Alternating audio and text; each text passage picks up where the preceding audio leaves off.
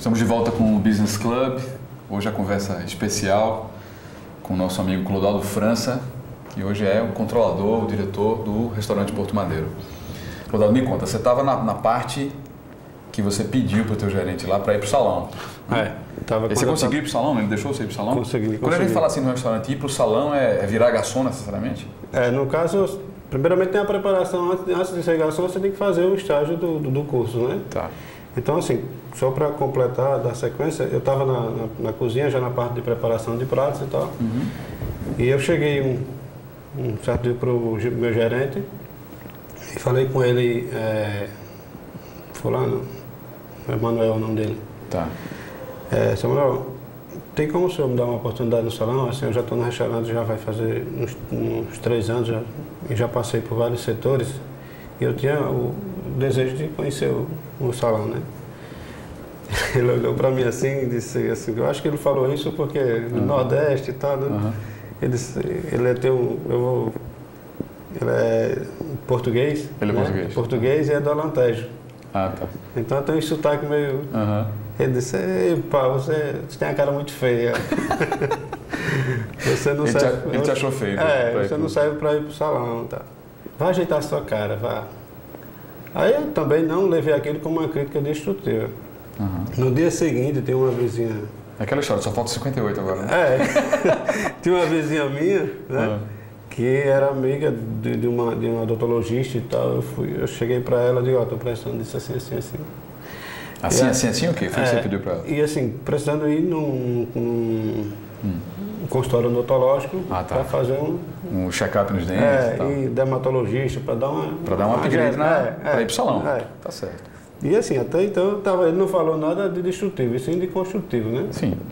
Então eu fui lá, na época, foi até um valor bem... uns 3 meses de salário que eu passei para pagar, mas valeu a pena. Cheguei, depois de um mês, cheguei para ele e olhei para ele e disse, agora tá bom? Ele disse, ei, pá, tá bom, tá bom. Foi mesmo? Foi.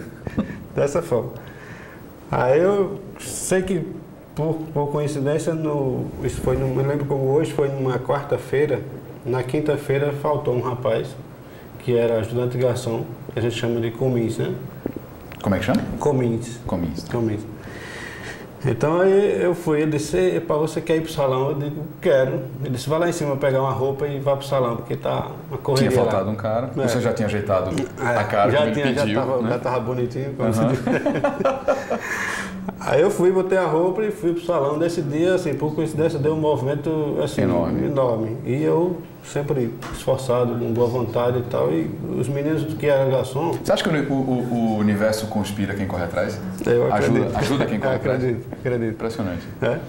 E assim, um dos garçons que foi com que eu trabalhei na noite, que era considerado um dos mais chatos, né, do restaurante, né? Então gostou de mim. Na sexta-feira o rapaz também não veio, né? E eu fiquei o final de semana inteiro. Quando ele chegou na segunda-feira, era a folga dele, ele não veio. Na terça, ele voltou, deram uma suspensão dele de 30 dias. Aí eu sei que Era só o que você precisava. Aí eu fiquei, continuei direto.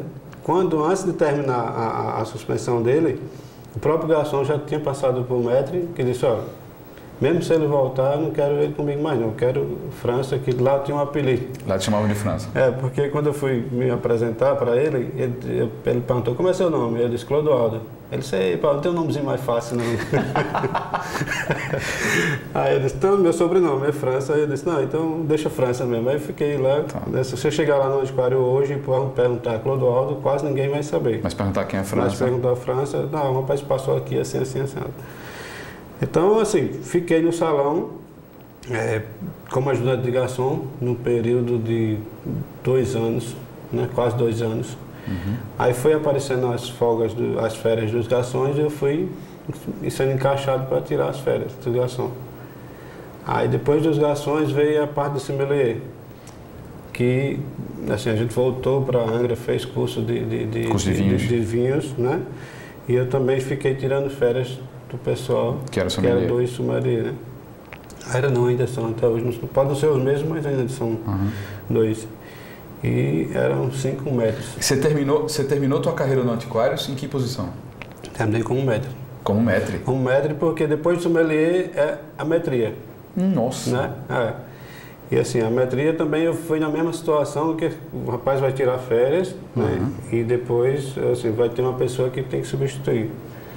Aí você já era garçom? 5 metros, de ajudante de garçom, passei a garçom, depois fiquei tirando férias do sommelier, depois passei a tirar férias dos metros, né? Aí já estava como 5º metro, que era 5, eu estava em outro lugar, mas estava satisfeito. Mas era metro. Mas era metro. Aí curioso que assim, isso foi em 94. Ou seja, você deve ter ficado uns 10 anos no antiquário, João? Não, foi 7 anos e um pouquinho. 7 anos e um pouquinho. Então vamos entender assim, um sujeito que chega num restaurante no Rio de Janeiro, vindo do São Vicente do Seridó, começa como faxineiro e termina como maître, num dos principais restaurantes do Rio de Janeiro. Durante 7 anos e meio, aquilo deve ter sido mais do que uma escola para você, né? Para mim foi, assim, serve de escola até hoje, né? Sim. E até hoje ainda...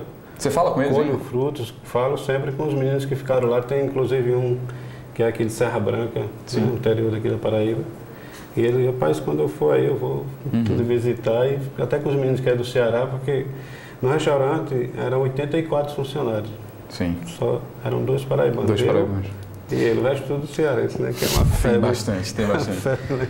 Então, deixa eu entender o negócio. Aí teve algum determinado ponto na tua vida que você decidiu voltar para Paraíba. Questão pessoal, né? Na verdade. Tá, ok. Aí você pediu para sair do antiquário, os caras devem ter ficado horrorizados. Não vai, mas aí é sempre assim. Mas se quer ir também. Quer ir, vá. Né? E aí você voltou para cá. Quem estava perdendo, na verdade, assim, ele estava perdendo em parte, mas também eu estava perdendo. Certamente. Digamos que a fatia é maior, né? Certamente. E você, quando chegou aqui, começou a trabalhar como... Não, eu cheguei aqui, assim, eu não conhecia quase ninguém. A única pessoa que eu conhecia era uma tia minha, uma tia minha que até hoje mora lá em Jacarapé, quase Jacarapé. Quer dizer, não conhecia ninguém da sociedade no ramo, né, ramo de gastronomia. E para mim ficou mais difícil, né? Então, assim, eu fui começar em busca de outros... de restaurantes para saber, né, se tinha vaga, se não tinha. Nessa busca eu passei 9 meses aqui sem conseguir um trabalho. Aí quando eu consegui numa churrascaria que até hoje já fechou, e eu consegui apenas de extra também, ganhava na época R$3, R$4 por extra, né? Nossa. Mas foi daí que veio a coisa boa, né? Eu estava fazendo extra lá um certo dia e conheci um empresário, né, que é Carlos Eduardo de Andrade, que é chamado de Carlos Cego. Tem Carlos Eduardo, tem o irmão que é Carlos José.